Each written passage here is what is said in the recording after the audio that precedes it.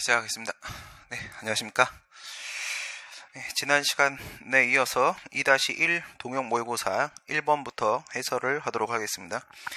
첫 번째 문제를 보시면 갑과 을은 국가에서 실시하는 시험에 응시를 하였으나 이런 유의 문제가 한 서너 번 출제가 된 적이 있습니다. 유명한 사건인데 이 사건은 변리사법 시행령 사건입니다.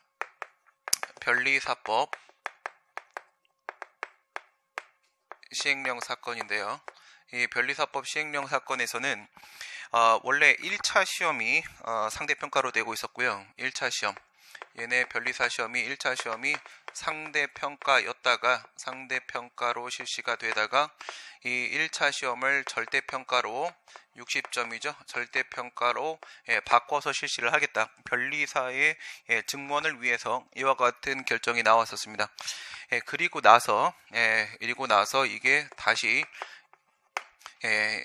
바뀌었는데 시험 직전에 이 1차 시험을 다시 그냥 상대평가로 실시를 하겠다라고 이렇게 다시 바뀌었습니다.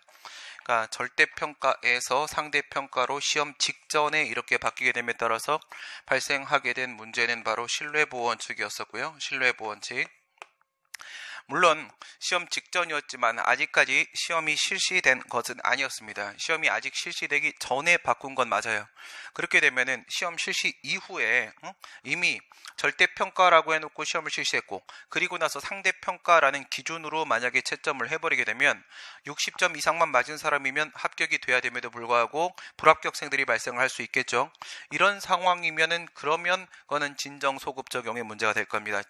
그런데 그 진정소급 입법의 문제가 될 건데 그게 아니라 이것은 부진정소급 입법은 맞았어요. 이거는 왜 시험 직전에 바뀌었으니까 아직까지 시험이 실시되지는 않은 상태였었습니다.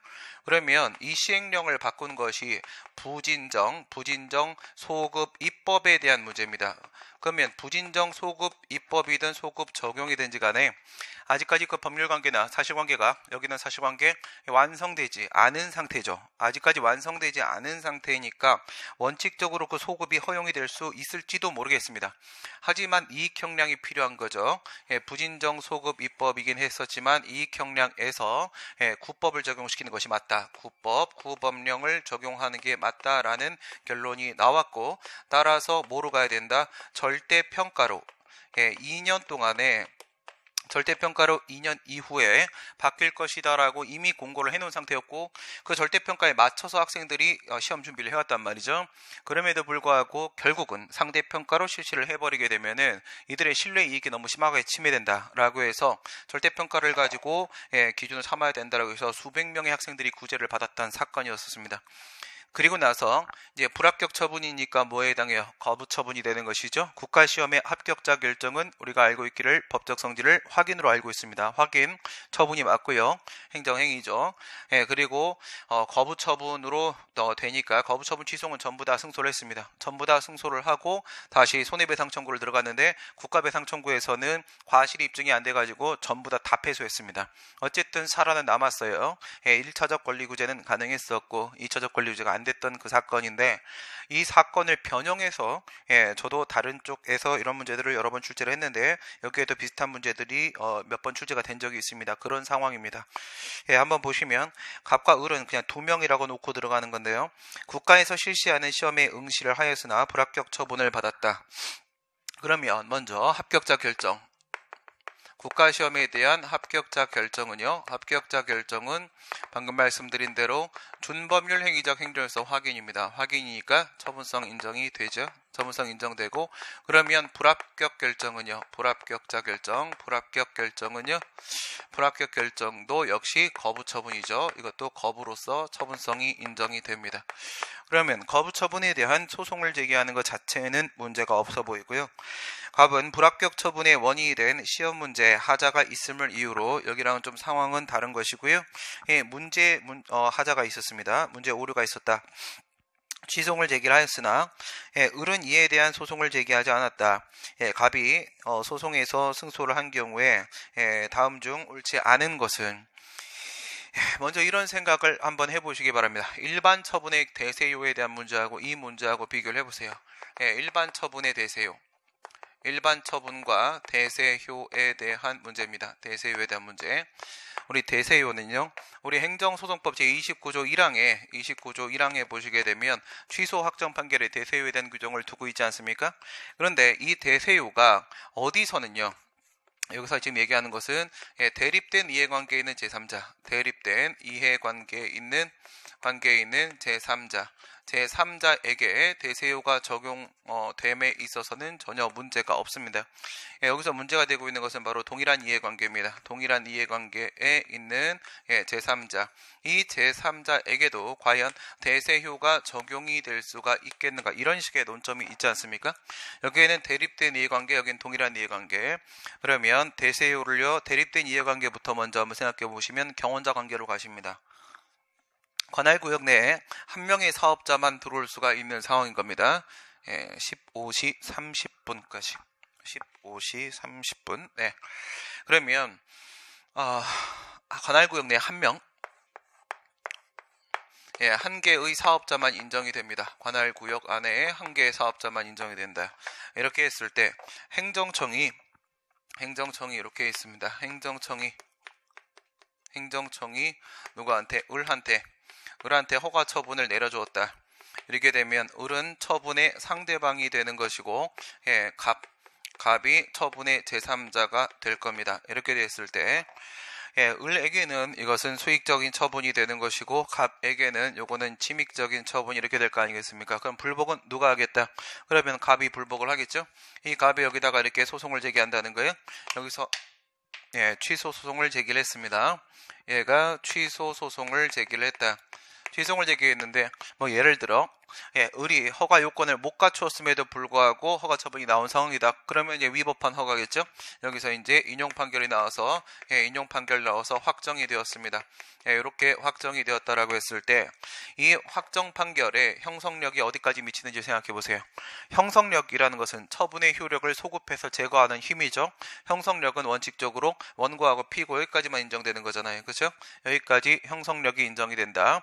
그러면 둘 사이에는 허가 처분이 없는 게 된 게 맞습니다. 그러나 을에게 처분의 상대방, 소송의 제3자에게는 여전히 허가 처분이 그대로 있고요. 그러면 을은 이 안에 그대로 존재하고 있는 것이고, 그러면 갑은 들어갈 자리가 없는 겁니다. 만약 이런 식으로 봐야 되는 거라고 한다면 갑은 여기서 승소 판결을 받아야만 아무 소용이 없는 게 되어버리기 때문에 소의 이익흠결로 각하 판결하는 것이 맞습니다. 그런데 소송을 받아준다라는 것은 바로 뭐예요? 소송을 받아준다라는 것은 이 형성력이 여기까지 확대가 된다라는 얘기죠. 이렇게 확대가 될 수 있다. 이게 바로 대세효죠. 대세효. 큰 힘입니다. 큰 힘. 노랭이는 형성력이고 그 형성력이 소송의 제3자한테까지도, 이 친구가 소송 당사자가 아니라 제3자죠. 소송으로 치게 되면 얘는 소송상 제3자가 될 테고, 얘한테까지도 형성력이 미친다는 겁니다. 이건 당연히 인정되는 거란 말이에요. 이쪽은 수익적, 이쪽은 침익적, 이렇게 되는 것이죠. 서로 대립된 이해관계가 있을 때는 대세효가 적용되는데, 소송의 제3자한테 적용되는데 당연한 것입니다. 근데 문제는 이제 동일한 이해관계에 있는 제3자, 이런 경우가 되는 것입니다. 그래서 예를 들어서 도로통행 금지 처분이 있었다라고 생각을 해보세요. 도로통행 금지 처분에 대해서 소송을 제기를 했습니다. 똑같이 들어가게 되면 갑이 들어갔다고 한번 생각해 보세요. 청와대 앞에 도로통행을 금지를 시켰는데 여기를 왜 통행을 금지시키냐 하면서 소송을 제기해서 승소 판결을 받아냈습니다.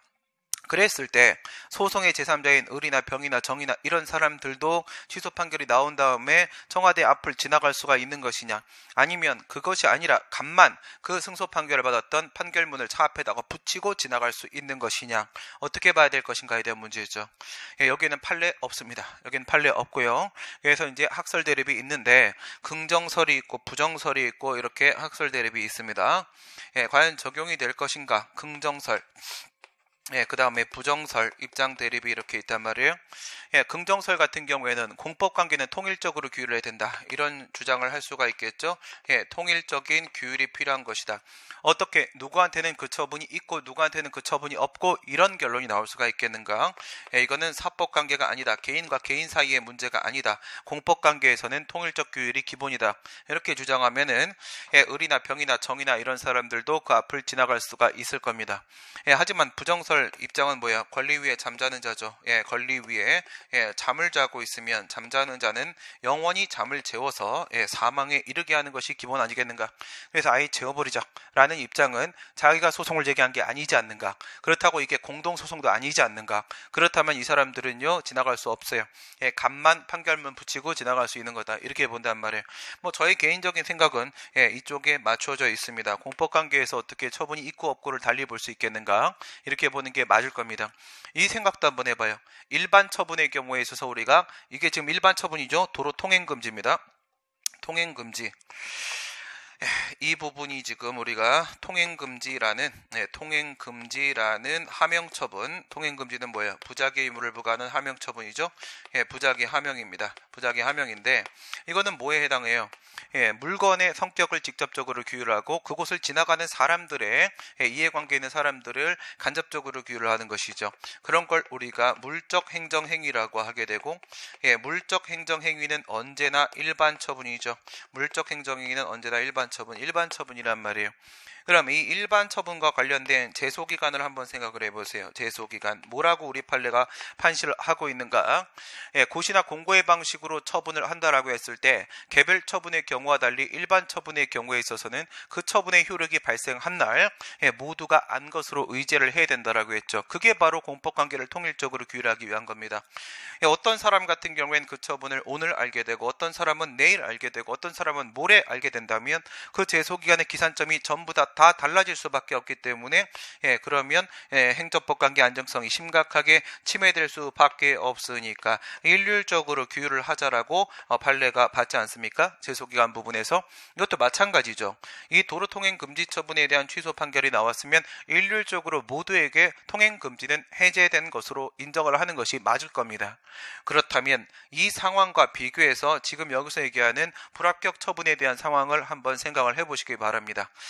처분의 동일성입니다. 이 처분은 동일한 처분 한 개를 놓고 얘기하고 있죠. 동일 처분이에요. 동일 처분인데 이와 관련된 이해관계를 여러 사람이 맺고 있는 상황인 겁니다. 그럼 이제 이 상황을 반대로 돌려서 한번 생각을 해보시게 되면요.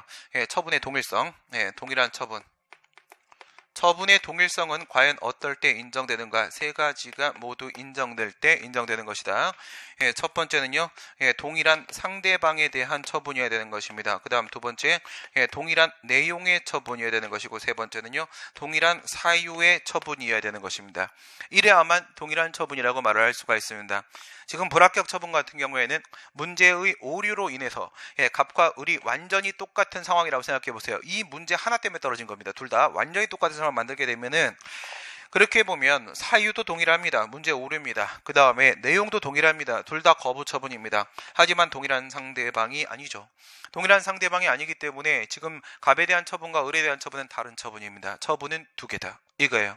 두 개다. 그러니까 여기서 이와 같이 일반 처분과 대세효, 동일한 이해관계에 있는 제3자에 대한 대세효를 긍정설에 따라 인정을 한다고 하더라도 갑의 승소 판결이 을에게 미칠 수는 없습니다. 그래서 을에게 똑같이 형성력이 미치고 또한 기속력이 미치고 이렇게 될 수는 없단 말입니다. 더 들어가진 않겠습니다. 무슨 말씀이냐면 만약에 을에게 미친다라고 하게 되면 말이에요. 을에게도 기속력이 적용돼 줘야 되는 거거든요. 그런데 우리가 알고 있는 대세효는 말이에요. 판례는 뭐라고 얘기합니까? 대세효는 형성력이 소송의 제3자한테 미치는 힘이라고 알고 있죠. 그렇게 배웠단 말이에요. 그렇죠? 사실은 틀린 겁니다. 판례는 틀린 거거든요. 기판력도 기속력도 다 대세효 적용됩니다. 서울대 박정훈 교수님 논문에 나온 얘기고 그 말이 맞는데 거기까지 들어가진 않겠습니다. 단순히 형성력의 문제만 갖고 본다고 하더라도 동일 처분이 아니기 때문에 소송상 제3자인 을에게까지 형성력조차 넘어가지 못합니다. 불합격 처분 을에 대해서 제거해 주지도 못하는 겁니다. 여기까지 전제 깔고 들어갑니다. 을의 불합격 처분에 대해서 제소기한이 지났다고 하더라도 행정청은 이를 직권으로 취소할 수 있다. 뭐 그럴 수도 있죠. 그죠? 예, 갑이 승소했습니다. 그런데 그게 문제가 됐다는 사실을 행정청이 인지했습니다. 그러면 자기가 불합격 처분을 같은 이유로 했던 사람들에 대해서 스스로 취소해 볼 수도 있습니다. 그렇죠? 근데 만약 행정청이 취소 안 해버리면요. 그리고 합격 결정 안 내려져 버리게 되면요. 그럴 땐 어떻게 할 거냐 이겁니다. 행정청에게 모든 걸 의존할 수는 없는 문제 아니겠습니까? 먼저 이와 관련된 부분을 간단히 보도록 하겠습니다. 지금 여기서 제소기간이 지나지 않았다라는 얘기를 했습니다. 제소기간이 지나지 않았다라는 것은 바로 불가쟁력이 발생했다라는 문제를 지금 얘기를 하려고 하는 것이죠. 불가쟁력, 그러면 불가변력이라는 것도 있잖아요. 불가변력 여기까지 한번 고려를 해보시기 바랍니다. 불가변력, 얘네들은 바로 뭐가 되는 것이다? 행정행위의 존속력이 되는 것이죠. 행정행위의 존속력, 혹자는 확정력이라고도 부르기도 합니다. 판결과 구별을 하기 위해서 여러분 문제에는 존속력이라는 표현을 더 많이 쓰고 있습니다. 잘 하고 있는 거고요. 얘 같은 경우가 바로 실질적 존속력이 되고, 얘 같은 경우가 바로 형식적 존속력이 이렇게 되겠죠. 그러면 공정력에도 불구하고 처분을 취소할 수 있는 권한이 있는 기관에 의한 취소는 세 가지밖에 없죠. 첫 번째, 그냥 취소 처분이라고 쓸까요? 직권 취소, 위법하기 때문에 취소하는 취소 처분이 있겠고, 그 다음에 취소 재결, 행정심판위원회의 취소 재결이 있을 수 있고, 법원의 취소 판결이 이렇게 있을 수 있습니다. 이걸 합쳐서 우리가 쟁송 취소라고 하죠. 쟁송 취소. 이 불가쟁력이 막는 것은 무엇을 막는 거냐? 이쪽을 막는 겁니다. 이쪽을, 얘네들한테 적용되는 거고 이쪽으로 적용되는 것은 아닙니다. 다시 반대로 돌려가지고 생각을 하시게 되면, 불가변력이 막는 것은요, 불가변력은 쟁송 취소를 막을 수는 없습니다. 불가변력이 인정되는 대표적인 케이스는 행정심판의 재결이죠. 행정심판의 재결에 대해서 소송을 제기해서 재결 깨버리지 않습니까? 그러니까 이 불가변력은 취소 처분을 막는 겁니다. 이쪽으로 넘어가지는 않습니다. 이쪽으로 넘어가진 않아요. 그러니까 취소 처분을 막는 겁니다. 이쪽에만 적용이 된다. 정리됐죠? 불가변력은 뭐랑 연결되는 거다? 취소 처분. 불가쟁력은 뭐랑 연결되는 거다? 쟁송 취소하고 연결되는 겁니다. 하지만 이게 불가변력이 발생했든 불가쟁력이 발생했든 뭐 상관없습니다. 이러한 불가변력이나 불가쟁력이 발생했다라고 해서, 그렇다고 해서 위법했던 처분이 적법한 처분으로 이렇게 바뀌는 거는 절대로 아닙니다. 위법한 처분은 그냥 위법한 처분으로 있는 거야. 있는 건데 처분청이 못 깨버리는 거고, 그 다음 행심이나 사법부가 못 깨는 것 뿐이에요. 쟤네들을 못 깨도록, 그 처분을 못 깨도록 손발을 묶는 것까지가 존속력의 역할인 거지, 실체적으로 내용이 바뀌어버리는 건 아닙니다. 내용이 위법이었던 게 적법한 걸로 전환돼 버리는 것은 아닙니다.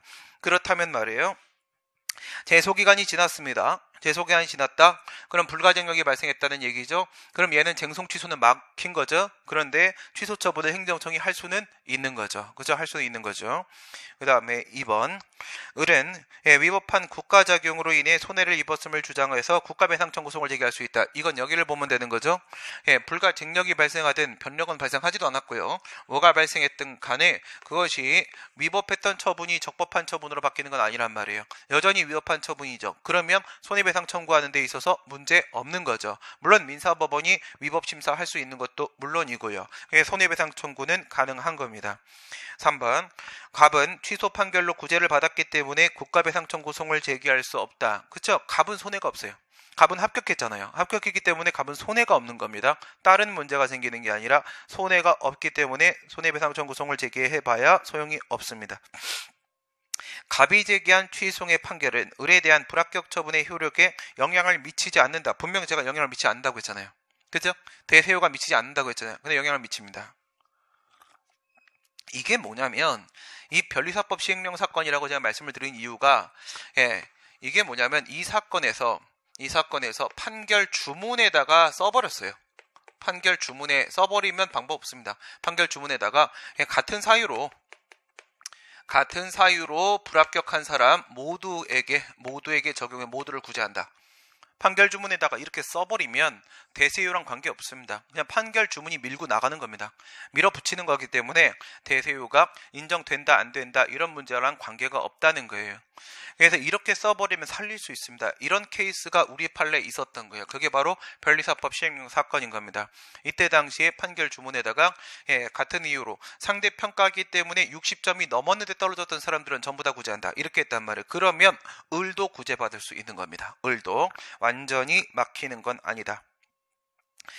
두 번째, 갑은 지목이 임야인 토지를 소유하고 있으며 당의 토지는 10년 넘게 공터로 방치되어 대지에 가까운 형태를 띠고 있었다. 임야죠. 산입니다. 분명히 지적법상의 지목은 임야입니다. 산으로 되어 있는데 실제로는요 다 깎여가지고 이제 공터야. 공터 대지나 마찬가지 상황인 겁니다. 이렇게 되어 있었는데 갑은 자기의 토지상에 건축을 하고자 행정청에 문의한 결과 먼저 지목 변경을 받도록 행정지도를 받았다. 우선 임야에다가는 법적으로 건물을 지을 수가 없죠. 건물을 지을 수 있는 용도의 땅을 우리가 대지라고 말을 하는 것이고 그래서 임야를 대지로 바꿔야 됩니다. 그럼 지목 변경을 해야 되는데요. 지목 변경을 하려면 현재가 대지랑 똑같은 건물을 지을 수 있는 그런 식의 땅이 되어 있어야 되는 거 아니겠습니까? 그럼 먼저 그 땅을 골라야 되겠지. 고르기 위해서 토지 형질 변경 신청을 합니다. 이렇게 하라고 행정 지도를 받았고 그러면 여기서 이제 지목 변경 신청에 대한 거부가 나온다면 거부는 우리가 알고 있는 대로 처분이 맞죠. 행정 지도는 비권력적 사실이기 때문에 우선 처분이 아닌 것이죠. 네, 거기까지 우선 체크하시고 그다음 지목 변경을 위해서 토지 형질 변경 허가를 받았다. 토지 형질 변경 이게 산림 형질 변경이죠. 산림 훼손 허가죠. 산림 훼손 허가 판례가 뭐라고 보고 있어요? 재량 행위로 파악하고 있죠. 산림 훼손 허가, 산림 형질 변경 허가 재량 행위로 파악하고 있습니다. 허가임에도 불구하고 그것을 재량으로 파악하고 있는 부분입니다. 토지 형질 변경 허가의 부수에 행정청은 갑의 토지를 일부를 기부 취납하도록 하는 부관을 붙였다. 부관 붙이는 거 돼요? 가능하죠. 재량이니까. 재량권 행사로서 부관 붙일 수 있었던 상황이었고 갑은 토지의 일부를 기부 취납했고요. 기부 취납을 했다는 것은 바로 뭐가 되는 거야? 이거는 증여 계약이 있었다는 거죠. 기부 취납 행위는 증여 계약입니다. 증여 계약. 행정작용이 상당히 여러 가지가 지금 등장을 하고 있는데요. 하나씩 그 법적 성질에 대한 질문도 나올 수 있으니까 같이 체크를 해보시면은 제일 먼저 나왔던 부분은 지목 변경이죠. 지목 변경은 체크해야 될 게 지목 변경 신청에 대한 거부죠. 지목 변경 신청에 대한 거부는 처분이 맞다. 판례 이거죠. 그 다음에 이건 토지 얘기하는 거고요. 건물이라고 하게 되면 용도 변경 신청이죠. 용도 변경 신청. 토지는 이렇게 되고 토지는 CF 건물이라고 들어가게 되면 건물은요. 용도 변경 신청. 용도 변경 신청에 대한 거부 역시도 우리 판례가 그 재산권 행사와 밀접한 관련을 맺고 있기 때문에 처분이 맞다. 이렇게 해봤고요. 그 다음 이제 행정지도가 한 개가 들어왔죠. 행정지도. 행정지도는 얘는 비권력적 사실행위죠. 처분이 아니죠. 얘는 비권력적 사실행위다. 사실행위이고 따라서 얘는 처분이 아니다가 원칙이 되는 것이고요. 이거는 행정절차법 제48조 1항 후단이죠. 행정절차법 행절법 48조 1항 후단에 보게 되면 임의성 원칙에 대한 규정을 두고 있고요. 이걸 꺾어버리려고 하게 되면 CF 뭐가 있으면 48조 2항에 따른 불이익 조치가 예정이 되어 있는 경우라고 하게 되면 처분으로 바뀌어버릴 수도 있죠. 그 다음 세 번째 토지형질 변경 허가가 나왔는데 토지형질 변경 허가 뭐 여러 가지 들어올 수 있습니다. 우리가 일반적으로 토지 형질 변경 변경 허가라고 이렇게 하게 되면 토지 형질 변경 허가라고 하게 되면 일반적으로 교수님들은 이것을 개발 행위 허가 개발행위 허가의 일종으로 파악을 하고 계시고요. 개발행위 허가의 내용이에요. 내용이 토지형질 변경입니다. 그래서 개발행위 허가라고 하게 되면 장태주 교수는 이것을 예외적 허가라고 봅니다. 예외적 허가로 보고요. 명령적 행정행위라고 보는 거죠. 예, 허가의 일종이죠. 명령적 행정이. 그러면 얘는 처분이 맞고요. 처분이 맞고, 그 다음 예외적 허가는 더 이상 사회적으로 유해한지 여부가 재량이죠. 그에 대한 판단 재량입니다. 재량 처리합니다. 그런데 지금 같은 경우 임야네요. 그렇죠? 지금 같은 경우 임야네요. 그럼 여기서 산림 형질 변경 허가로 볼 수 있겠죠. 산림 형질 변경 허가 이렇게 들어가게 되면 옛날 이름이 산림 훼손 허가죠. 산림 훼손 허가. 이 부분에 대해서 판례는 얘를 대물적 허가라고 보고요. 얘를 대물적 허가, 예외적 허가가 아니라고 봐놓고 나서도 이거를 재량으로 봐서 재량 허가로 처리를 했었죠. 재량 허가를. 그러면 이 산림 형질 변경 허가를 그냥 학설에 따랐을 때 이와 같이 개발 행위 허가로 연결시켜서 처리한 거하고 차이가 없어집니다. 차이가 없어지면서 둘 다 재량이라는 결론이 나오게 되죠. 재량이라는 결론이 나오면 부관 붙일 수 있는 겁니다. 부관 붙일 수가 있다. 여기까지 우리가 한번 끌어내 봤고요. 그 다음에 기부 체납을 하도록 부관을 붙였습니다. 기부 체납 부관을 붙였죠. 기부 체납 부관. 기부 체납 조건을 붙이게 되면 이거는 특별한 사정이 없는 한 부관 중에서 부담에 해당을 하게 될 겁니다. 부담에 해당을 하게 되면 얘는 처분이 맞겠죠. 처분이 맞고. 그 다음에 기부 체납 조건에 따른 기부 체납 행위가 있겠죠. 기부 체납 행위. 여기에 뭐 여러 가지가 다 포함되어 있습니다. 기부 체납 행위는 이거는 증여계약이죠. 얘는 증여계약.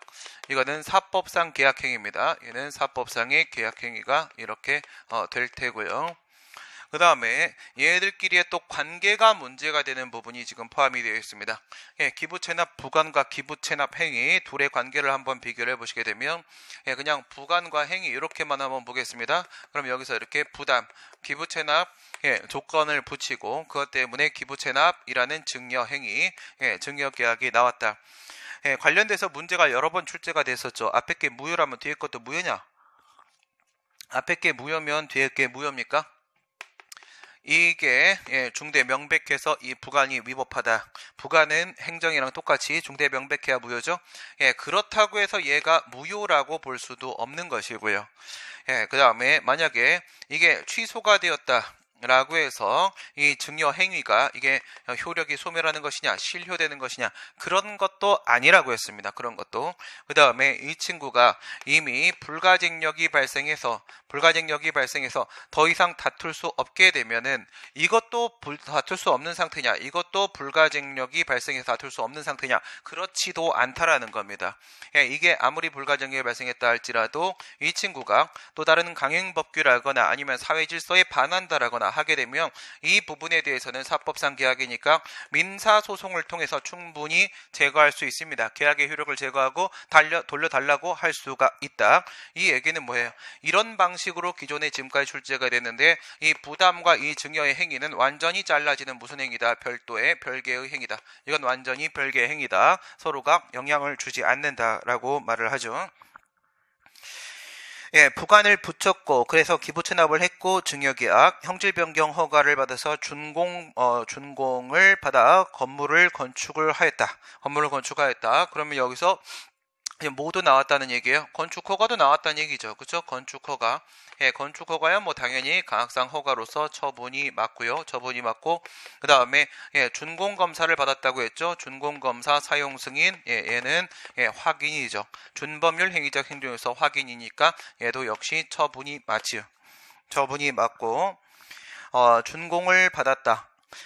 그 후에 갑은 자신의 토지가 형질 변경을 받을 필요가 없는 토지였음에도 불구하고 잘못된 행정지도로 형질 변경을 내가 받게 된 거고 그로 인해서 토지의 일부가 기부 체납되었다. 이 형질 변경을 신청하는 과정에서 부관이 붙은 거잖아. 그 부관대로 증여를 한 거잖아. 그러니까 결국 이 지도가 없었더라면 나는 형질 변경 신청도 안 했을 거고 형질 변경 허가 신청이 없었으면 부관 붙일 일도 없었고 부관을 붙이지 않았다면 내가 미쳤다고 너에게 땅을 줬겠냐라는 얘기죠. 그렇게 되어 있었기 때문에 토지를 반환해달라고 요청을 했다.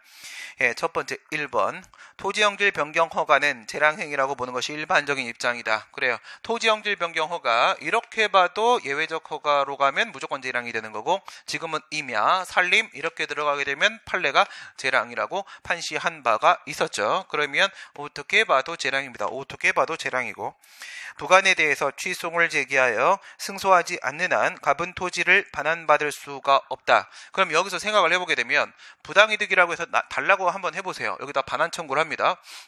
그러면 이게 부담 때문인 겁니까? 이 부관 때문인 겁니까? 아니면 증여, 증여 때문인 겁니까? 어느 쪽에서 가게 되는 거예요? 여기서 이거를 왜 네가 법률상 원인 없이 가지고 있느냐라고 해서 내가 반환 청구를 합니다. 반환 청구를 소송을 이렇게 제기한다고 했을 때 그 원인이 되는 행위가 뭐가 되는 거예요? 부관입니까? 아니면 증여입니까? 증여잖아요. 증여. 그쵸? 증여니까 이쪽의 문제가 아니라 이쪽의 문제가 이렇게 되는 겁니다. 이쪽의 문제가. 그러면 방금 얘기한 대로 앞에가 뭔 일이 발생했든지 간에 심지어 불가증이 발생했다라고 할지라도 내가 이 증여계약 부분에 대한 무효확인 소송 제기할 수 있는 거잖아요. 그쵸? 여기서 내가 민사소송을 제기해가지고 무효확인 판결을 받아내게 되면은 무효확인을 받아내게 되면은 그러면 법률상 원인 없는 지금 이득을 국가가 취하고 있는 상태니까 돌려달라고 할 수가 있는 것이죠. 그런 얘기를 지금 하고 있는 겁니다. 그래서 부관에 대해서 취소를 부관을 제거해야만 돌려받을 수 있는 거냐? 아니 부관과 아무 관계 없다. 부관과 아무 관계 없다. 이 사안에서 증여계약의 효력에 따라서 원고의 승소 여부가 결정된다. 그렇죠. 저 증여계약의 유효면 돌려받을 수 없는 것이고 무효면 돌려받을 수 있는 거죠. 법률상 원인이 없는 이득이 될 수 있고요. 기부채납의 부관은 행정의 부담으로서 그 효력이 쟁점이 된다. 물론 앞에서 얘가 기부채납의 이 부관을 제거해 버렸으면 증여도 안 했었겠죠. 그렇죠? 그래 뭐 그렇게 치면 효력이 문제가 될 수도 있는 부분은 있습니다. 3번 가시면 여기 이제 포인트는 요겁니다. 요게 포인트는 이 부관하고 증여계약이라는 친구하고 지들끼리의 관계 완전히 독립된 문제다. 요거를 알고 있으면 풀 수 있는 문제였었고요. 행정작용과 그 성격에 관하여 연결한 것이다. 옳은 것. 특허 출원의 공고. 요거는 옆에다 CF 걸고 뭐를 봐야 돼요? 발명특허죠. 발명특허는 확인이 맞죠. 발명특허는 누가 이거를 개발해서 발명한 것인가에 대한 문제는 다툼이 있는 사실관계의 문제가 되는 거고 공적으로 확인하는 확인이 맞는데 특허 출원의 공고는 통지잖아요. 그렇죠? 공고는 알려주는 거. 국가 쪽에서 국민 쪽에다가 뭔가를 알려주면 그거는 통지에 해당하는 거죠. 요건 통지, 발명특허는 확인 이렇게 되는 것이고 토지 수용을 위한 사업 인정은 특허가 맞죠. 사업 인정은 왜 이게 특허입니까? 공용 수용권이라는 권리 능력을 설정해주는 행위이기 때문에 일종의 설권적 처분으로서 특허가 되는 게 맞겠고 운전면허는요 대인적 허가죠. 대인적 허가, 가역상 허가가 맞고요. 국가시험 합격자 결정 아까 나왔던 거네요. 확인에 해당을 하고요.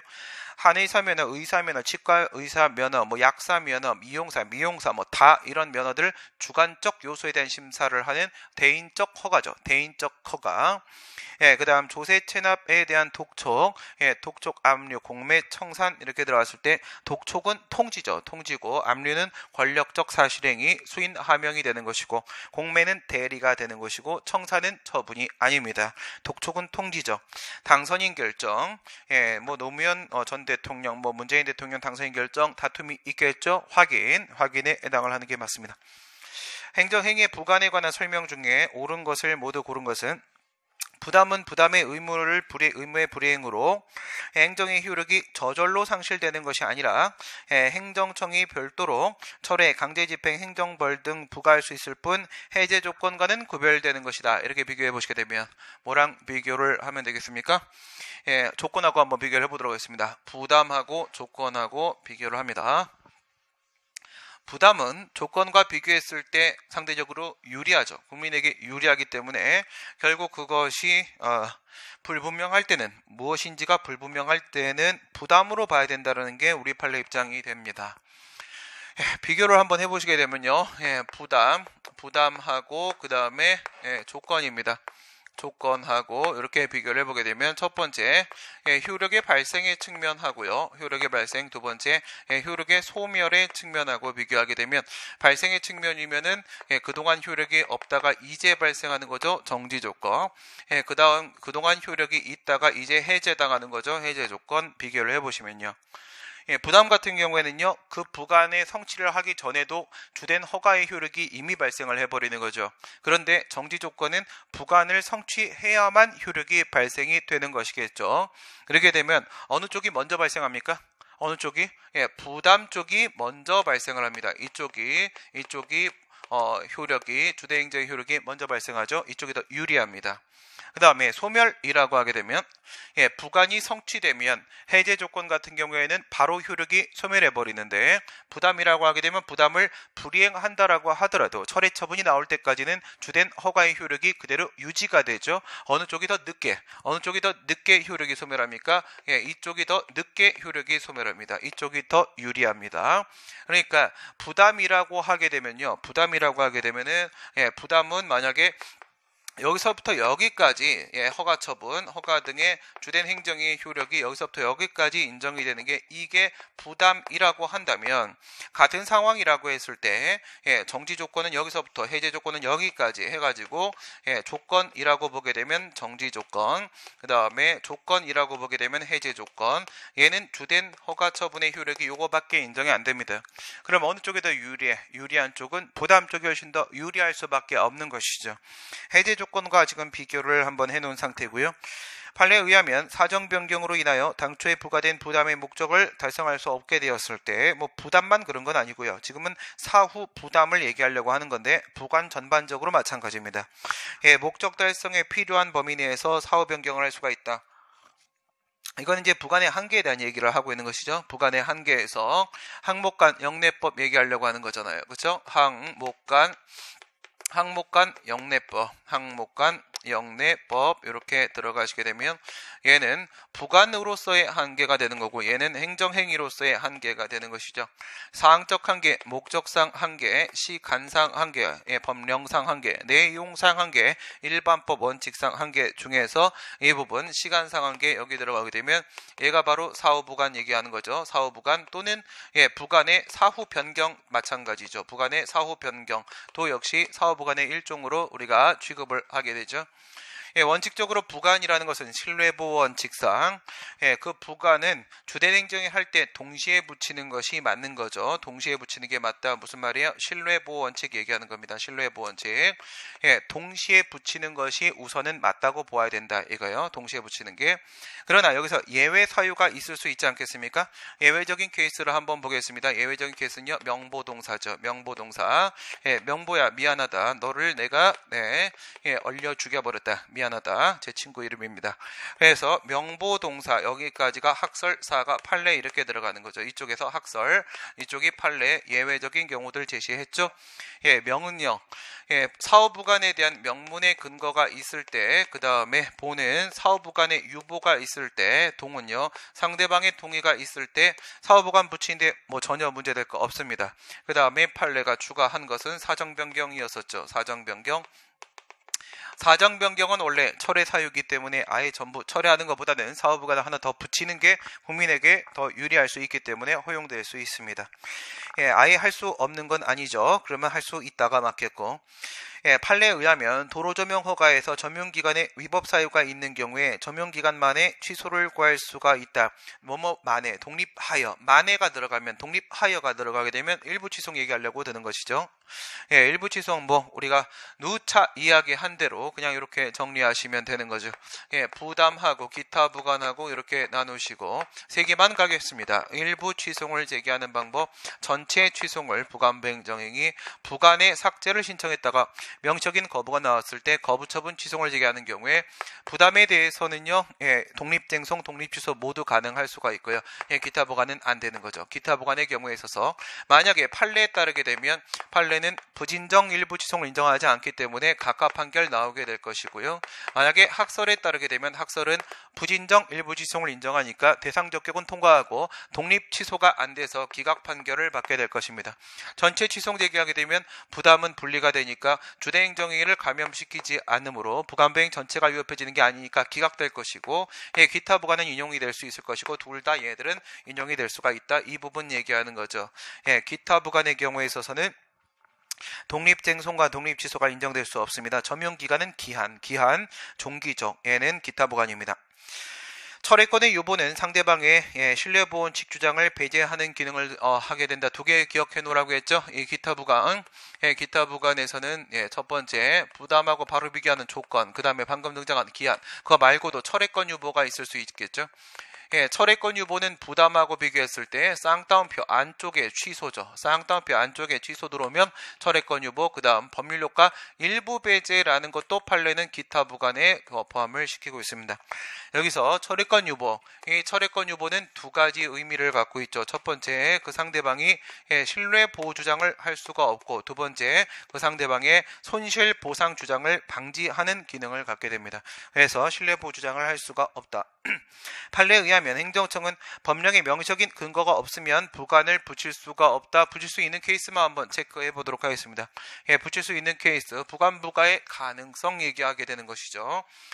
부관부가의 가능성, 지금 여기 나와 있는 건 부관의 한계가 되는 것이고요. 얘는 부관의 한계. 그러면 요거 앞 단계에서 하게 되는 게 부관부가의 가능성에 대한 문제로 들어가게 되면 첫 번째 행정행위에다가 붙이는 게 부관이 되는 것인데, 법률 행위적 행정행위가 있을 수 있겠고, 그 다음에 준법률 행위적 행정행위, 법률행위적 행정이 6개, 준법률행위적 행정이 4개 이렇게 들어가죠. 그 다음 여기서 다시 재량행위하고 기속행위하고 이렇게 나눠질 거 아니겠습니까? 전통적 견해, 그리고 우리 판례 입장에 따르게 되면 얘 같은 경우에는 부관을 붙일 수가 없고, 얘 같은 경우 부관을 붙일 수 없고, 얘 같은 경우에 부관을 붙일 수 있다 이렇게 되어 있죠. 지금 여기서 하는 얘기의 기본은 뭡니까? 기본은 부관을 붙일 수 있다, 그 다음 조건을 붙일 수 있다와 같은 이런 표현이 없을 때죠. 필요한 경우에 부관 또는 조건을 부관을 붙일 수 있다. 붙일 수 있다라는 식의 명시적인 규정이 없는 경우에 과연 부관을 붙일 수가 있겠는가? 이렇게 들어가는 거죠. 그러면 여기서요, 우선 이거 되잖아요. 그렇죠? 없어도 되는 것이고, 물론 여기서 예외적으로 신분 설정 행위는 안 되겠지만은 나머지 다 되는 거고, 그 다음 기속행위, 이 경우에도 저런 거 없어도 뭐 붙일 수 있어요? 요건 충족적 부관 붙일 수 있잖아요. 그렇죠? 그러면 이거 하나 잡혔고 요거 하나 잡혔고 가능한 부분 생겼고, 그 다음에 준법률 행위적 행정에 못 붙이는데 여권 발급이라거나 인감증명서 발급이라거나 이런 거 붙일 수 있잖아요. 여기도 잡히잖아요. 그렇죠? 그래서 부관을 붙일 수 있다라는 규정이 없어도 부관을 아예 못 붙이는 건 아니고, 부담부 행정행위의 경우에는 부담을 이행해야 주대행정의 효력이 발생하는 건 아니라고 아까 전에 방금 전에 말씀을 드렸었습니다. 다음 문제 보겠습니다. 갑은 징병검사에서 담당 군의관에게 뇌물을 주었습니다. 뇌물을 주었다. 증례행위가 들어왔죠. 이와 같은 증례행위가 들어가게 되면 형의 이름으로 운전면허 취득한 사건 이런 걸 한번 생각해 보게 되면요. 사위의 방법으로 사위의 방법 아니면 이제 증례행위, 뇌물을 주었다 등등등, 이와 같이 국가의 공권력을 적극적으로 농간했다. 적극적 농간행위입니다. 적극적인 농간행위다라고 하게 되면 뭐가 인정될 수가 없습니까? 보호가치가 인정될 수가 없습니다. 여기에는 확실한 귀책 사유가 존재하기 때문에, 확실한 귀책 사유가 존재하니까 보호가치 있는 신뢰가 아닙니다. 보호가치가 인정이 안 된다. 신뢰보원칙은 보호가치 있는 신뢰는 보호하고 보호가치 없는 신뢰는 보호하지 않는다. 이게 신뢰보원칙이죠. 보호가치가 없으니까 얘는 뭘 주장할 수가 없어요? 신뢰이익을 원용할 수 없습니다. 신뢰이익을 주장할 수 없다. 이렇게 들어가게 되는 것이죠. 그래서 부당의 낮은 신체 등이 판정을 받아가지고 갑에 대한 보충력 처분이 나왔고, 보충력 편의 처분, 그 다음에 그 중에서 공익근무요원 소집 처분을 받아냈습니다. 이에 따라서 공익근무요원으로 소집돼서 복무를 했고 다 끝났습니다. 그런데 그 후에 위와 같은 사실이 적발이 됐고 관할행정청은 보충력 처분과 공익근무요원 소집 처분을 취소했습니다. 무슨 취소입니까? 직권 취소죠. 직권 취소. 직권 취소하고 철회하고 구별하게 되는 것이죠. 직권 취소. 위법하기 때문에 취소하는 거죠. 철회, 후발적 사유 때문에 적법함에도 취소하는 거죠. 위, 성, 소, 그 다음 적, 발장 이렇게 되는 거죠. 위법, 성립, 소급, 그 다음 적법, 후발, 장래. 여기서 구별할 때는 후발에 집중을 해주시고 후발이 아니면 직권 취소, 후발이면 철회 이렇게 내려가시면 됩니다. 후발 기준으로 움직이시면 되겠고, 직권 취소를 했습니다. 위와 같은 사유로 이미 이루어진 보충력 처분을 취소하는 것은 침해적 행정 처분에 해당을 하기 때문에 법치행정의 원칙상 법령의 근거가 있어야 한다. 직권 취소죠. 직권 취소 과연 별도의 법적 근거 있어야 됩니까? 이거 우리가 어떻게 비교했었는지 한번 생각해 보세요. 취소 처분이 내용상 위법이 존재한다라고 했을 때 우리가 다루게 되는 내용은 세 가지. 첫 번째, 취소 사유가 존재하는 것이냐. 첫 번째는요, 취소 사유가 있느냐. 그 다음 두 번째, 법률 유보 원칙에 적용을 받게 되느냐. 세 번째, 제한 법리에 위반되는 것은 아니냐. 이 세 개죠. 이렇게 했을 때 지금 여기는 법률 유보 이렇게 들어가면 직권 취소 같은 경우 둘 다 침익적입니다. 분명히 침익적인데 이게 법률 유보 원칙이 적용이 얘는 되죠. 적용이 되고 얘는 철회는 적용 자체가 안 된다. 어느 쪽이 더 침익적인데 철회 처분은 적법할 때 하는 것이기 때문에 이쪽이 더 침익적입니다. 하지만 이쪽에는 법률 유보 적용 안 된다고 했죠. 그럼 얘가 법률 유보가 적용이 되는데 별도의 법적 근거가 있어야 되냐? 그건 아니죠. 얘는요 별도의 법적 근거가 필요한 거 아닙니다. 얘는 뭐 아예 법률 유보 적용 안 되니까 별도의 법적 근거 필요 없고, 그 다음 여기서 별도의 법적 근거 필요가 없다는 것은 무엇이 기준이 된다? 원처분, 원행정 행위의 법적 근거가 바로 직권 취소의 법적 근거가 되줄 수가 있기 때문에 별도의 법적 근거는 필요가 없는 겁니다. 그래서 법치행정의 원리상 법령의 근거가 있어야 되는 건 아니겠고요. 보충력 편입 처분에 대한 취소 처분은 수익적 행정행위의 취소에 해당하기 때문에 신뢰보호 원칙이 적용되므로 갑이 이에 공익근무요원 근무까지 마친 이상 보충력 편입 처분은 취소하게 되면 재량의 남용으로 위협하다. 지금 포인트가 어디에 있어요? 신뢰보호 원칙 있잖아요. 이거 안 된다고 했잖아요. 그죠? 신뢰보호 원칙. 얘는 뭐야? 뇌물 주고 받아낸 거 아닙니까? 그죠? 뇌물 주고 받아내서 공익근무요원 거 인정해버리게 되면 다 뇌물 주면 되죠. 그죠? 이런 건 인정이 될 수가 없습니다. 그래서 신뢰 이익을 원용할 수가 없고요. 그 다음 세 번째,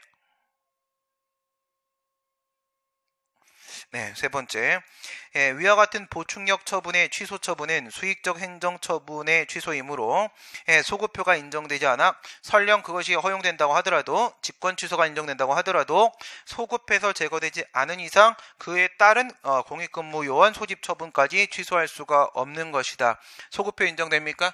직권 취소죠. 직권 취소니까 소급표 인정되죠. 특별한 사정이 없는 한 소급표 인정이 됩니다. 인정이 되니까 이 말도 틀린 말이 되는 것이고요. 그 다음 위와 같은 취소는 실권과 같은 특별한 사정이 없는 한 취소 기간에 제한이 없는 것이 원칙이다. 직권 취소에 취소 기간 제한이 있습니까? 우리 앞에서 얘기했던 이거 한번 생각해 보세요. 기간 제한이 있습니까? 이 취소 처분 같은 경우 이게 직권 취소죠. 그 다음에 쟁송 취소, 얘 같은 경우에는 별도의 기간 제한이 없습니다. 기간 제한이 없고 얘 같은 경우에는 절차상 기간 제한이 있죠. 기간 제한이 있습니다.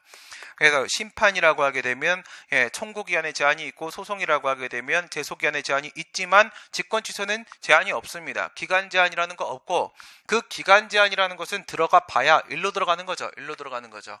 여기서 들어가는 내용이 세 개 아닙니까? 기본적으로는 신뢰보호 원칙이 들어가고 이게 기간 제한처럼 느껴지는 게 3년 이상 지나가 버리게 되면 실권의 법리가 적용될 수 있고 그 다음 보충적으로다가 비례 원칙의 적용이 들어갈 수가 있겠죠. 기간 제한이라고 해봐야 그 기간 제한은 이와 같이 신뢰보호 원칙이 강화되는 내용 이 정도가 되는 거지 절차적인 기간 제한이 발생하는 것은 아닙니다.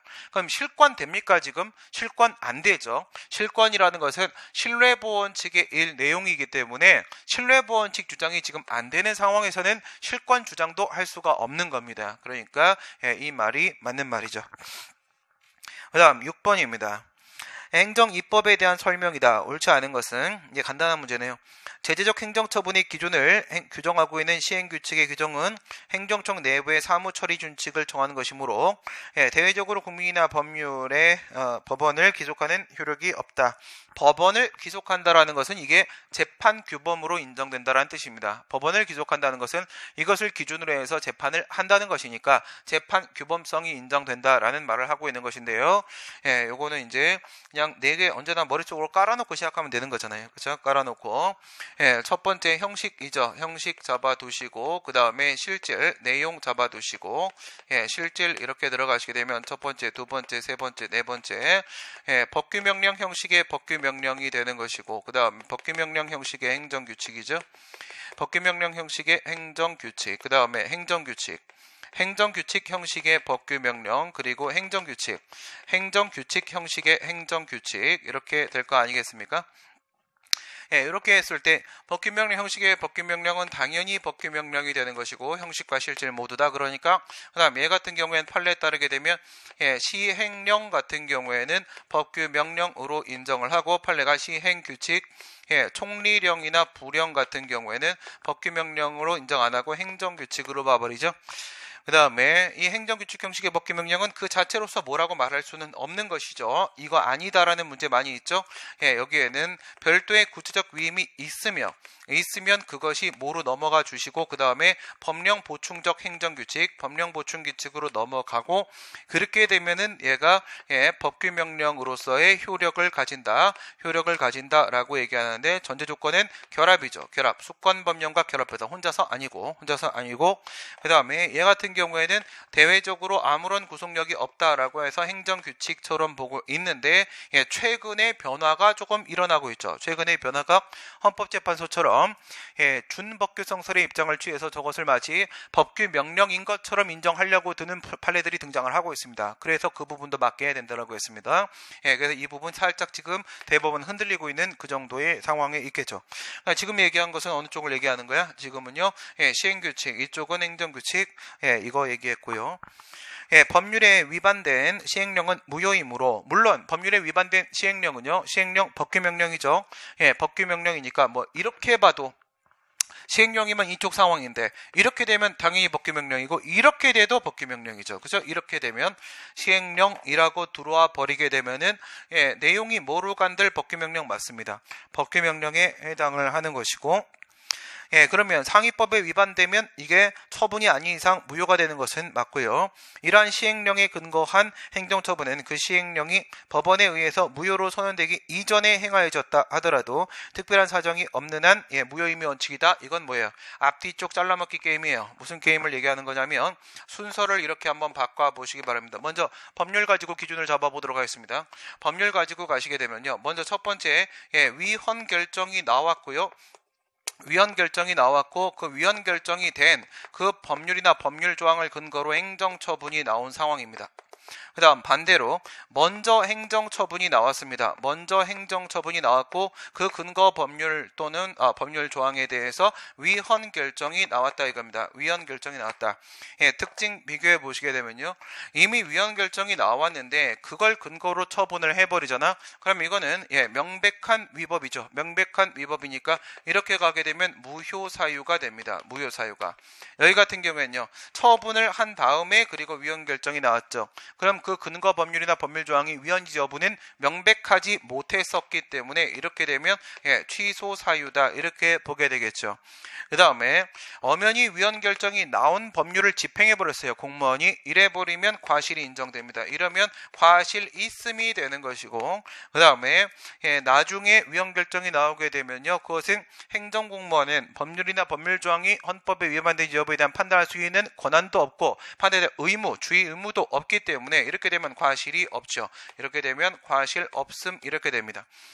과실 없음 이런 식으로 가게 되는데 얘 같은 경우에는 행정쟁송 1차적 권리구제, 얘는 손해배상 2차적 권리구제, 행정쟁송 1차적 권리구제, 손해배상 2차적 권리구제와 관련된 얘기가 되는 것이고 이 말은 법률에만 적용되는 게 아니라 법규명령, 명령규칙도 다 매한가지란 말이에요. 다 매한가지죠.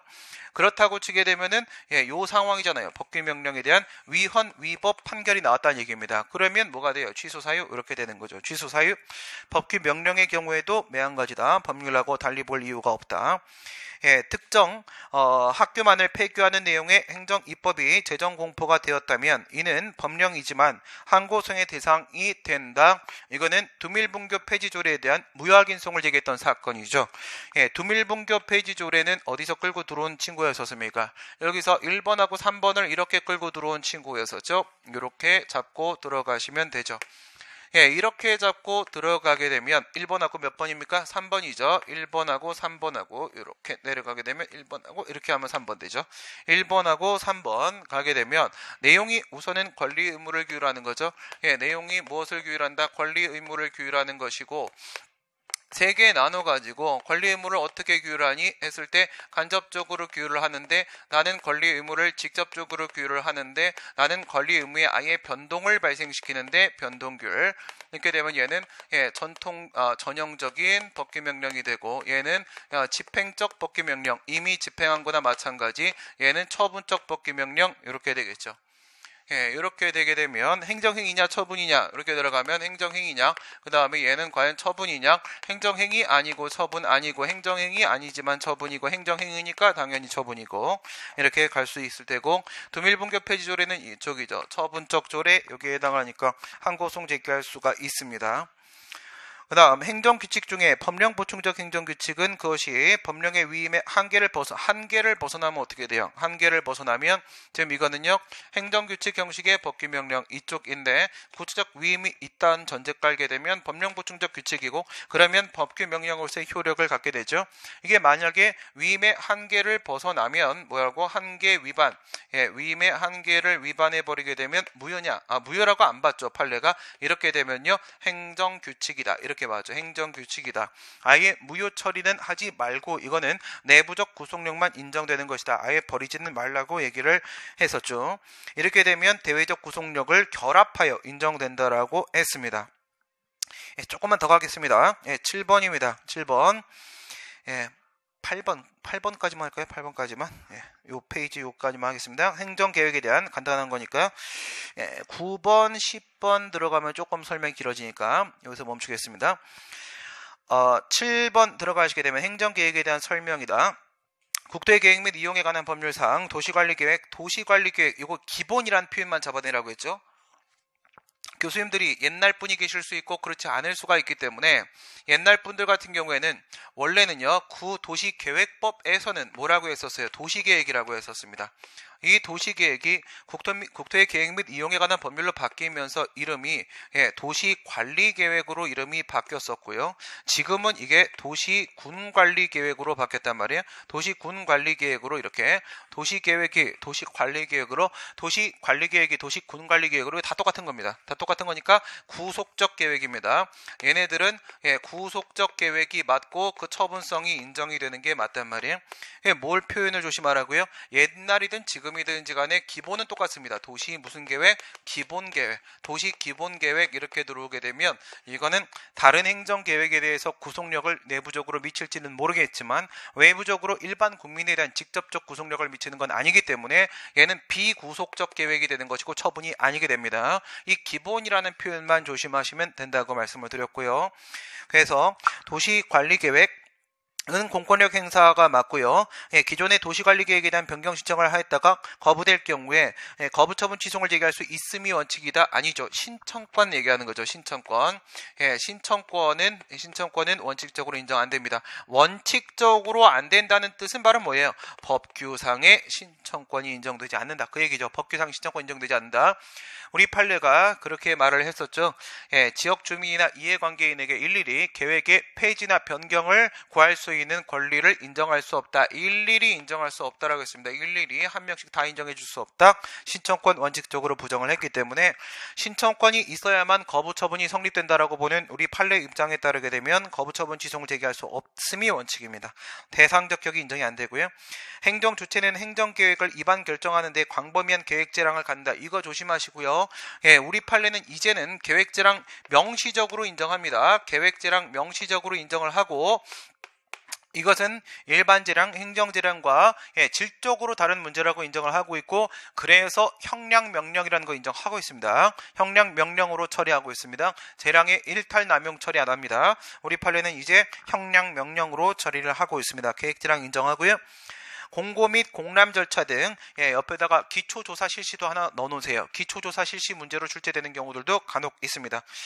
그래서 공고 공람 절차, 기초조사 실시 등의 절차 얘기하는 거죠. 외부적 절차 요건 얘기하는 겁니다. 내부적 절차 요건도 있을 수 있습니다. 내부적 절차 요건은 다른 국가기관과의 협의 절차 말하는 거예요. 내부적 절차 요건이든 외부적 절차 요건이든지 간에 행정계획은 절차 통제, 사전적인 절차 통제가 중심이 되는 것입니다. 사후적인 실체 통제, 내용 통제가 먹히는 경우가 많지 않아요. 그래서 절차 통제가 더욱 중요합니다. 법령에 정하고 있는 사전 절차를 사전적 절차 통제, 거치지 않은 행정계획은 상위 계획에 부합하여 내용상 하자가 없더라도 위법하다. 당연히 절차 하자가 인정됩니다. 계획에선 절차가 무엇보다 중요합니다. 개발제한구역 중에 일부 취락을 개발제한구역에서 해제하는 내용의 도시관리계획 변경 결정에 대해서 개발제한구역의 해제 대상에서 누락된 토지의 소유자는 그 결정의 취소를 갈 법률상 이익이 인정되지 않는다. 이거 방금 전에 밑에서 풀었던 문제하고 같은 식의 문제인데요. 어떤 식의 문제냐면은 개발제한구역으로 묶여 있었습니다. 땅이 개발제한구역으로 이렇게 묶여 있었단 말이야. 그러면 이 개발제한구역 그린벨트죠. 그린벨트가 묶여 있으면 자기 땅의 지가는 하락이 됐었을 겁니다. 그런데 개발제한구역을 묶었던 목적이 이미 이제 끝났기 때문에 이걸 해제합니다. 개발제한구역을 해제를 하는데 공무원의 실수로 이렇게 해제가 됐어요. 이 부분은 해제가 됐습니다. 그럼 다시 이제 지가도 상승하고 여기다가 건축도 하고 다 할 수 있겠죠. 그런데 갑의 땅은 여기에 있었던 거죠. 갑의 땅은 요 안에 있었습니다. 그래서 갑이 왜 내 땅은 안 풀어주느냐, 무슨 차이가 있냐라고 하면서 이 해제 결정, 즉 도시군 관리계획 변경 결정입니다. 변경 결정. 개발제한구역의 지정, 변경, 해제 이런 것들은 도시군 관리계획 결정이니까 구속적 계획으로서 처분성 인정이 되죠. 당연히 얘도 처분이란 말이야. 그러면 얘가 여기다가 이렇게 소송을 제기합니다. 여기다 소송을 제기해서 얘가 승소해버리면 무슨 일이 발생합니까? 이거를 제거를 해버리게 되면 갑의 땅도 같이 풀리는 겁니까? 그게 아니라는 거죠. 이게 만약에 취소가 돼버리게 되면 이 전체가 다시 개발제한구역으로 원복되는 겁니다. 그대로 다시 돌아간단 말이에요. 그러면 다른 사람들의 지가도 다시 하락하는 상황이 발생하는 거지 갑이 구제되는 게 아니란 말이죠. 그래서 갑의 구제와는 이 변경결정에 대한 소송이 아무런 관계가 없다. 그 손해를 방지하는데 아무런 소용이 없기 때문에 원고적격 협의의 수익 다 인정되지 않습니다. 네, 그 다음 8번 공익사업을 위한 토지 등의 취득 및 보상에 관한 법률에 기하여 토지를 수용당한 자가 보상금 증액 청구송을 제기하는 경우에 관한 설명입니다. 이렇게 문제 나오면 뭘 질문하든지 간에 뭐 다 필요 없고요. 칼로리 밸런스 그려놓고 생각하면 다 걸린다고 했습니다. 칼로리 밸런스 그리면 끝나죠. 칼로리 밸런스를 배고플 때 먹는데 어떻게 먹는 거냐? 이렇게 해가지고 세 칸을 나눴지 않습니까? 그래서 세 칸 이렇게 나눕니다. 하게 되면 왼쪽은 이 1번 칸, 2번 칸, 1번 칸, 2번 칸, 3번 칸에서 1번 칸, 2번 칸은요. 얘는 토지 수용법입니다. 토지 수용법 9법이었던 당시 과거에는 토지 수용법과 공공용지의 취득 및 손실보상의 특례법이라는 게 있었죠. 토지 수용법 당시고 밑에는 공익사업을 위한 토지 등의 취득 및 보상에 관한 법률 현행법, 토지보상법 이렇게 잡아놓고 들어가시면 되는 거고요. 그 다음에 1번 칸은요. 토지 수용법 당시에 보상금 증감 청구송이 도입됐기 때문에 맨 처음에 이건 구석기 시대입니다. 구석기 시대에는 소송이 취소이었었고 그 다음 여기 와서 보상금 증감 청구 소송이라는 게 도입이 되었다 이거죠. 도입이 되었다. 그러면서 이거는 1번 칸은 취송을 제기하던 시절이다만 알고 계시면 됩니다. 여기에서는 무한반복 게임이 나오기 때문에 이렇게 바뀐 거고요. 그 다음에 2번 칸과 3번 칸을 비교하는 논점으로 들어오는 게 필제필 격일증이었습니다. 필제필 격일증. 필재필 반드시 그리고 다시 반드시 격일증 이틀에 한 번씩은 내가 과연 이 필재필 격일증을 외우고 있는지 다시 한번 증명을 할 필요가 있습니다. 잘 안 외워지기 때문에 그런 것이고요. 필재필 격일증 첫 번째 얘는 뭐였습니까? 얘는 과거에는 필요적 공동소송이었다. 필요적 공동소송, 다시 말해 공동피고가 있었다는 거죠. 공동피고가 누가 있었냐? 사업시행자가 보상금 감액 청구송을 제기하게 되면 상대방이 토지 소유자와 함께 중앙토지수용회 재결청이 포함되어 있었고, 다시 토지 소유자가 보상금 증액 청구송을 제기하게 되면 상대방 피고 쪽에 또 사업시행자와 함께 중앙토지수용회 중토이라는 재결청이 포함되어 있었습니다. 재결청이 그냥 꽂혀 있었던 시절이 있었단 말이에요. 그런데 지금은 그게 바뀌고 뭘로 바뀌었다? 형식적 당사자 소송으로 바뀌었다. 형식적 당사자 소송, 그러니까 증액 소송이든 감액 소송이든 재결청 빼고 서로 가게 된다. 과거에는 재결주의가 적용이 되고 있었기 때문에 중토위의 이의 재결에 대해서만 소송을 제기할 수가 있었다면, 지금은 이것이 폐지가 되어서 일반법 적용을 받게 되고 원처분 중심주의 19조 단서로 넘어왔다. 재결주의 때문에 과거에는 필요적 행정심판 전치주의가 적용되던 시절이라고 한다면, 지금은 토지보상법에 별도의 필요적 전심 절차 규정이 없기 때문에 임의주의가 적용이 되고 있다. 소송의 성격은 아무리 그것이 직접적으로 취송의 성격을 갖는다 하더라도 이것은 형성소송이 아니라 보상금 금액을 확정하는 확인소송의 성격을 띠는 것이다. 행정소송법 3조 2호에 행정청의 처분 등을 원인으로 하는 법률관계에 대한 소송이 있기는 하지만 이것을 근거로 해서 형식적 당사소송이 일반적으로 인정될 수는 없다. 증명 책임은요, 우리가 과거에는 이 재결청이 포함되어 있었기 때문에 재결청이 증액 소송이든 감액 소송이든 얘가 입증을 하는 것이었었는데, 지금은 증액 소송을 제기하면 토지 소유자가, 감액 소송을 제기하게 되면 사업시행자가 증명이 되는 거, 요거 들어가시고요. 이렇게 들어가서 첫 번째 1번입니다. 토지를 수용당한 토지 소유자가 보상금 증액 청구송을 제기하는데 사업시행자를 피고로 하여 소송을 제기하여야 하는 것이고, 처분청, 재결청, 중앙토지수용회가 얘가 피고가 되는 것은 아니다. 맞는 얘기죠. 옛날 때는 얘가 포함되어 있었지만 지금은 안 포함되어 있습니다. 형식적 당사소송이다, 그 얘기를 하는 거죠. 그러면 위의 내용이 2번으로 그냥 오는 거예요. 2번 형식적 당사소송이 맞다. 맞고요. 그 다음 3번 이의재결에서 정한 손실보상금액이 정당하다는 점에 대한 입증 책임은 피고에게 있다는 것이 판례 태도이다. 이의재결이라고 했으니까 이거는요, 뭐 때문이 아니야? 필요주의 때문이 아니고 지금은 임의주의잖아. 임의주의니까 중앙토지수용회에 대한 이의 신청은 부진정 이의 신청이고 그것은 행정심판이죠. 안 거쳐도 되는데 지가 우선 거친 겁니다. 지금 거친 상태인데, 그렇게 했을 때 입증 책임 누가 들어가는 게 아니에요? 재결청이 들어가는 게 아니라, 옛날에 재결청이라고 봤으니까 지금이 임의주의임에도 불구하고 굳이 옛날처럼 재결청이랑 요거 한번 구도 맞춰주려고 굳이 한번 거쳤다는 전제 한번 깔아본 거예요. 그렇게 깔아봤을 때 그때 재결청 쪽이 입증을 하는 문제가 이제는 아니라는 겁니다. 피고 재결청에게 있는 게 아니다. 토지 소유자는 토지 수용으로 인해 재산적 손실에 대해서 보상금을 구할 수 있을 뿐 위자료를 청구할 수는 없다. 손실보상 청구 소송의 문제는 그렇겠지만은 뭐 손해배상으로 위자료를 구하는 거야 뭐 가능할 수도 있는 것이고요. 여기까지 하시고 나서 그 시험 보고 다시 해설로 들어가도록 하겠습니다. 잠깐 쉬었다가 시험 보고 다시 돌아오도록 하겠습니다.